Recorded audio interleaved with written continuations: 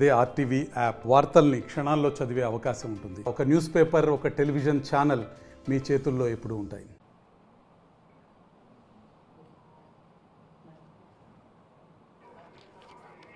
Sound జర బాగున్నది లేదంటే ఇక్కడ వాల్మీకులను మాట్లాడమని చెప్తున్నారు.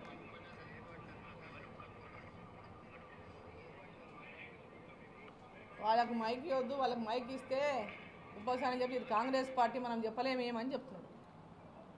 ఇది కాంగ్రెస్ పార్టీ, వాళ్ళకి మైక్ ఇస్తే ఏదేదో మాట్లాడతారు, వాళ్ళకి ఇవన్నీ ఏం హామీలు ఇవ్వలేమని, ఇది కాంగ్రెస్ పార్టీ మనం ఏమని చెప్తే చేయలేమనేటటువంటి మాట ఆయన నోటికెళ్ళి చెప్తున్నాడు.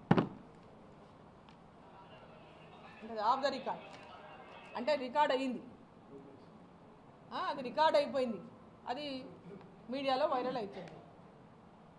సో ఈరోజు ఒక ముఖ్యమంత్రి పాలమూరు జిల్లా ఈరోజు అదే బీజేపీ జాతీయ ఉపాధ్యక్షురాలుగా అరుణమ్మ పాలమూరుకు జాతీయ హోదా ఎందుకు తీసుకురాలేకపోయింది అంటే, జాతీయ స్థాయిలో ఉపాధ్యక్షురాలుగా ఉంటే నేను మంత్రినైనట, ఆయనకు అసలు రాజకీయాలు తెలుసా? జాతీయ ఉపాధ్యక్షురాలంటే ఏమైనా కేంద్రంలో నాకేమో ఇదేమైనా అధికారం ఉండే పదవా? నాకు అది ఒక పార్టీ పదవికి కేంద్రంలో అధికారంలో ఉండేటటువంటి పదవికి తేడా లేదంటే ముఖ్యమంత్రి మనకి ఈరోజు వెళ్తున్నాడు ఈ రాష్ట్రంలో. అని నవ్వాలనో ఏడవాలనో తెలియదు వాళ్ళకు ఉన్నటువంటి అవగాహనకు. ఇక పాలమూరు జాతీయ హోదా గురించి మాట్లాడుతున్నాడు. పాలమూరు రంగారెడ్డి జాతీయ హోదా గురించి, పాలమూరు రంగారెడ్డి జాతీయ హోదా గురించి మాట్లాడే అర్హత కాంగ్రెస్ పార్టీ వాళ్ళకి లేనే లేదు. ఆనాడు విభజన చట్టంలో పాలమూరు రంగారెడ్డికి కిరణ్ కుమార్ రెడ్డి గారితో పోట్లాడి నేను జీవో ఇప్పించిన, సర్వే కోసం అన్న మీరు జీవో ఇవ్వండి అని కొట్లాడి సర్వే, ఎందుకంటే అప్పుడు ఉన్నటువంటి రిటైర్డ్ ఇంజనీర్స్ వాళ్ళంతా నన్ను పదే పదే కలిసి తెలంగాణ ఏర్పాటు అనేక మళ్ళీ అనేక ఇబ్బందులు వచ్చే అవకాశం ఉంటుంది రెండు రాష్ట్రాల మధ్యలో, ఆ జీవోని మీరు ఎంబడే ఇప్పియండి, సర్వే కన్నా మీరు జీవో ఇప్పియండి, సమయం తక్కువ, సర్వే కోసమైనా జీవో ఇప్పిస్తే పాలమూరు ప్రాజెక్టు రికార్డులో ఉండిపోతుంది అని అంటే, ఆ రోజు పట్టుబట్టి పాలమూరు రంగారెడ్డికి సర్వే కోసం నేను జీవో ఇప్పించినందుకే ఈరోజు పాలమూరు రంగారెడ్డి అనే ప్రాజెక్టు జిల్లాలో ఉంది. పాలమూరు రంగారెడ్డికి మరి ఇంత ప్రేమ ఉన్నటువంటి వాళ్ళు ఆ రోజు విభజన చట్టంలో మరి పాలమూరు రంగారెడ్డికి జాతీయ హోదా ఇవ్వాలనేటటువంటి అంశం ఎందుకు పొందుపరచలేదని అడుగుతున్నాను నేను కాంగ్రెస్ పార్టీ నాయకులను. ఆ రోజు మరి ముఖ్యమంత్రి గారు, ఇప్పుడున్న ముఖ్యమంత్రి గారు అప్పుడు పార్టీలో లేడు, మరి ఆ జాతీయ హోదా ఎందుకు ఇవ్వలేదో ఈరోజు ముఖ్యమంత్రిగా నువ్వు జవాబు చెప్పాలి. దాన్ని ఎందుకు పెట్టలేదు? పోలవరం మాత్రమే ఎందుకు పెట్టిండ్రు?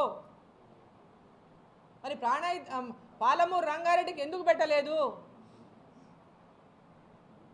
మరి ఈరోజు ఊకేదో నోటికొచ్చింది మాట్లాడితే చాలు, పర్సనల్ అటాక్ చేస్తే చాలు, పర్సనల్ అటాక్ చేస్తే మేము ఏదో పెద్ద అయిపోతాము.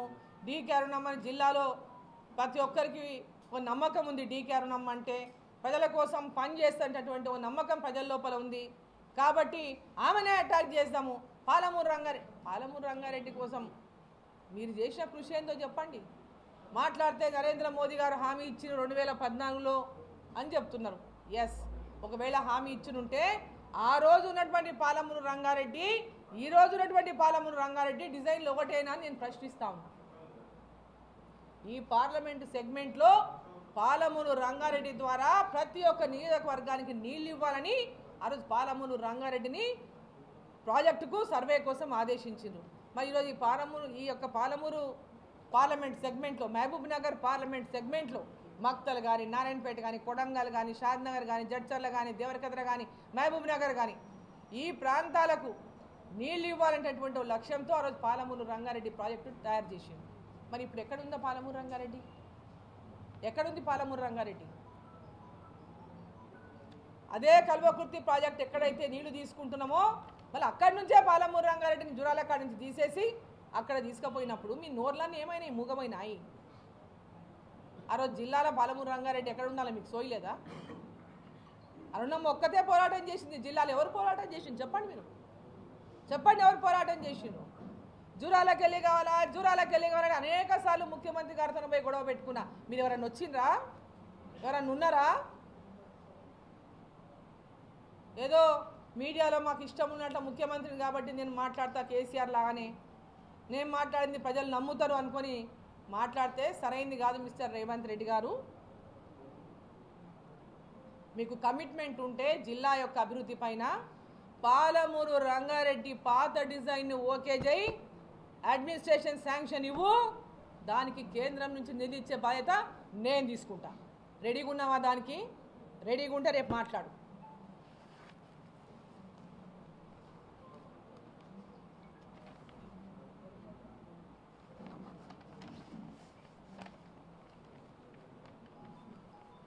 ఈరోజు మన జిల్లాలో ఉన్నటువంటి రైల్వే స్టేషన్లన్నీ కూడా పెద్ద ఎత్తున ఈరోజు ఆధునీకరణ చేస్తూ ఉన్నారు.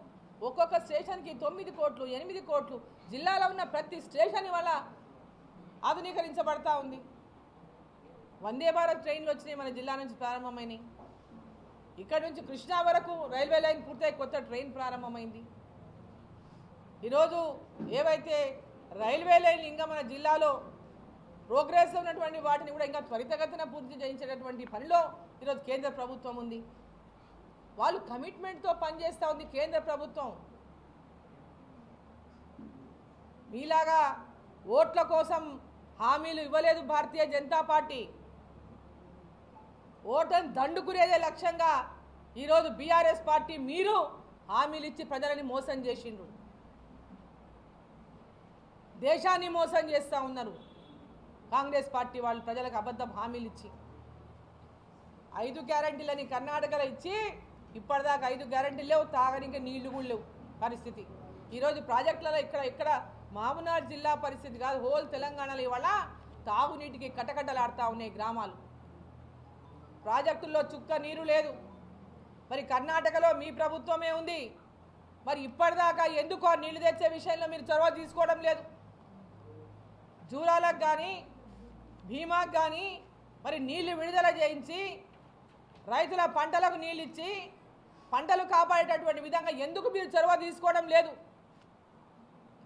తాగునీటికి ఈరోజు మామూనార్లో 4 రోజులకు కూడా ఒకసారి నీళ్ళు వస్తలేవు, బంద్ అయిపోయింది. ఇంకా ఇప్పుడు జస్ట్ ఏప్రిల్ మాసం ఇంకా రాలే మనకు. ఇక్కడనే ఇంతకుముందు రోజు తప్పించి రోజు నీళ్ళు వచ్చేవి నా ఇంట్లో, ఈరోజు 4 రోజులకు ఒకసారి నీళ్ళు వస్తున్నాయి. అంటే పరిస్థితి ఏముందో ఒకసారి ఆలోచన చేయండి. దాని మీద మీ దృష్టి ఉందా? దాని మీద మీ ప్రభుత్వం ఆలోచిస్తూ ఉందా? ప్రజల సమస్యల పైన మీరు ఏమైనా పట్టించుకుంటున్నారా?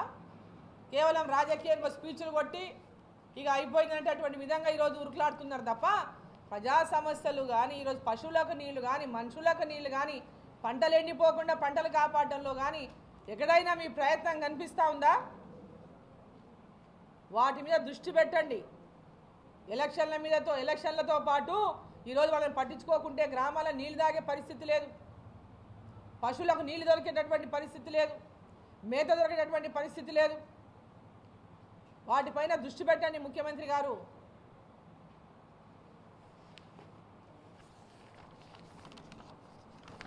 మీడియా మిత్రులకు కూడా నేను కోరుతా ఉన్నా, దయచేసి ఓసారి వాళ్ళు పెద్ద పెద్ద హోర్డింగ్స్ ఏవైతే పెట్టినరో, రాహుల్ గాంధీ గారు లేరు, వాళ్ళ ఏఐసిసి అధ్యక్షుడు లేరు అంటే వాళ్ళకు ఎందుకు ఓటేయాలా? ఎక్కడ బయట వాళ్ళు ఎందుకు ఓటేయాలా? వాళ్ళకి ఎవరికి ఓటేయాలా? ఎందుకు వేయాలా ఓటు? కేంద్రంలో వాళ్ళ ప్రాతినిధ్యమే లేదని చెప్పి స్పష్టంగా తెలుస్తూ ఉంది. వీటి ద్వారా కేంద్రంలో కాంగ్రెస్ పార్టీ లేదని తెలిసిపోతా ఉంది. దీని ద్వారా దేశంలో కాంగ్రెస్ లేదు, రాహుల్ గాంధీ లేడు, మల్లికార్జున ఖర్గే లేరు. మరి ఇక ఓటెందుకయ్యా మీకు? పాలమూరు వాళ్ళు ఓటేసి మళ్ళీ ఒకసారి మోసపోవాలన్నా? ఇప్పుడు ఒకసారి వేసి మోసపోయినరు. ఈ జిల్లా అభివృద్ధి కోసం అహర్నిశలు డీకే అరుణమ్మ పాటుపడింది. భవిష్యత్తులో కూడా పార్లమెంటు సభ్యురాలుగా ఇక్కడ ప్రజలు పెద్ద ఎత్తున ఆశీర్వదిస్తారనేటటువంటి నమ్మకం ఉంది. నరేంద్ర మోదీ గారే ప్రధానమంత్రి కావాలని ప్రజలు కోరుకుంటున్నారు. భారతీయ జనతా పార్టీనే గెలిపిస్తామని ప్రతి ఒక్కరు గ్రామాల్లో వాళ్ళు ఎక్కడికి వెళ్ళినా చెప్తున్నారు. కాబట్టి ఇక్కడ ఉన్నటువంటి పాలమూరు పార్లమెంటు, మహబూబ్ నగర్ పార్లమెంటు ప్రజలందరికీ కూడా ఈ ప్రాంతానికి అభివృద్ధి కావాలంటే డీకే అరుణమ్మను గెలిపించాలని వాళ్లే గ్రామాన చెప్తా ఉన్నారు. దేశంలో నరేంద్ర మోదీ ఉండాలి, ఇక్కడ డీకే అరుణమ్మ ఉండాలని ఈరోజు గ్రామాల ప్రజలే మాట్లాడుకుంటా ఉన్నారు. కాబట్టి ఈ ప్రాంతం అభివృద్ధి కోసం డీకే అరుణమ్మ కట్టుబడి ఉంది. ప్రజలకు ఇచ్చినటువంటి మాట నరేంద్ర మోదీ గారు భారతీయ జనతా పార్టీ ఇచ్చిన ప్రతి మాట నిలబెట్టుకున్నటువంటి పార్టీ భారతీయ జనతా పార్టీ. ఈ జాతి కోసం, దేశం కోసం, మన ప్రాంత అభివృద్ధి కోసం, ధర్మం కోసం భారతదేశం ప్రపంచ దేశాల్లో అభివృద్ధి చెందిన దేశంగా అగ్రగామిగా ఉండాలంటే ఈరోజు నరేంద్ర మోదీ గారే ఉండాలని ప్రజలు కోరుకుంటున్నారు. కాబట్టి ప్రజల మీద పూర్తి విశ్వాసం ఉంది. ప్రజలంతా మరోసారి మీడియా ద్వారా మరి మీ అందరూ కూడా ఆశీర్వదించండి. తప్పకుండా ఈ పార్లమెంటు నియోజకవర్గ ప్రజలందరికీ కూడా అన్ని సందర్భాల్లో అందుబాటులో ఉంటూ ఈ యొక్క ప్రాంతం అభివృద్ధికి విద్య, వైద్యం, రైల్వే మార్గాలు, రోడ్డు మార్గాలు, స్కిల్ డెవలప్మెంట్ కానీ, national institute of technology engineering కాలేజీలు కానీ, మన పాలమూరు యూనివర్సిటీని ఇంకా పెద్ద ఎత్తున అభివృద్ధి చెందించడంలో కానీ అన్ని రంగాల్లో ఈ యొక్క పాలమూరు నియోజకవర్గాన్ని అభివృద్ధి పదంలో నడిపిస్తానని చెప్పి ఈ సందర్భంగా మీడియా ద్వారా తెలియజేస్తూ మరొకసారి పర్సనల్ విమర్శలు మానుకోవాలని రేవంత్ రెడ్డి గారిని మీడియా ద్వారా మరొకసారి ఇటువంటి చిల్లర రాజకీయాలు చేయడం మానుకోండి అని చెప్పి నేను హెచ్చరిస్తూ, ఎందుకంటే రేవంత్ రెడ్డి గారు ముఖ్యమంత్రి అయినాకనే ఇటువంటి భాష మాట్లాడేమో అనుకున్నాం. ఎందుకంటే ఒక హుందాగా ఉంటాడని చెప్పి భావించినాం. కానీ హుందాతనము ఇంకా అబ్బినట్టు లేదు. వయసుతో పాటు హుందాతనం పెరగాలి. మేము కూడా ఒకప్పుడు చాలా గట్టిగా అందరి ఎట్లొచ్చినా ఏమొచ్చినా మాట్లాడినాం. కానీ నేను కూడా ఏదైనా మాట్లాడగలను, ఏదైనా అనగలను. ఓటుకు నోటు కేసు గురించి కూడా నేను చాలా మాట్లాడగలను. ఎంత నీతిపరులో, ఎవరెంత నీతిపరులో కూడా చెప్పగలను. కానీ పర్సనల్ అటాకింగ్స్ అని మంచివి కావు రాజకీయాలు అనే ఒక దీంతో అభివృద్ధి ధ్యేయంగా మనం పనిచేయాలనేటువంటి లక్ష్యంతో పనిచేస్తూ ఉన్నాం. మీరు కూడా అదేటటువంటి అలవాటును చేసుకుంటే మంచిదని చెప్పి మీడియా ద్వారా రేవంత్ రెడ్డి గారికి నేను కోరుతా ఉన్నాను. మరిన్ని వీడియోస్ కోసం ఛానల్ ని సబ్స్క్రైబ్ చేయండి. లేటెస్ట్ అప్డేట్స్ కోసం వాట్సాప్ ఛానల్ ని ఫాలో చేయండి. అండ్ లింక్ డిస్క్రిప్షన్ లో ఉంది.